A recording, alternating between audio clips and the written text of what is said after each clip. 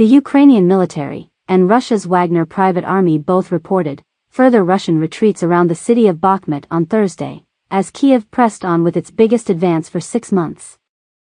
Ahead of a planned counter-offensive. Ukrainian troops near the front line said Russia was bombarding access roads to slow the Ukrainian assault, which has shifted momentum after months of slow Russian gains in Europe's deadliest ground combat since World War II.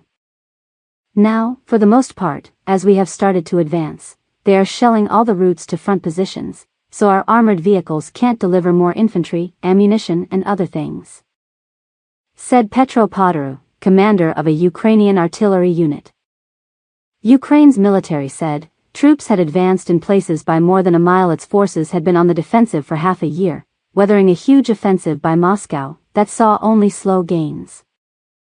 Despite the fact that our units do not have an advantage in equipment and personnel, they have continued to advance on the flanks and covered a distance of 150 to 1,700 meters.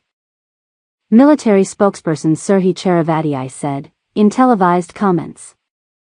Ukraine's gains have been accompanied by a deepening public split within Russia's forces between Wagner, which has led the Bakhmut campaign, and the regular Russian military. The blasted ruins of Bakhmut, described by both sides as a meat grinder, would be Moscow's only prize for its huge winter offensive that failed elsewhere along the front.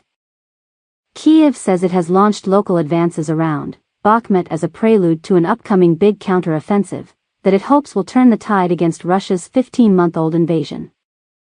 Wagner boss Yevgeny Prigozhin says his forces inside Bakhmut itself are still advancing, on the cusp of pushing Ukrainian troops out of their last foothold in the built-up area on the city's western outskirts.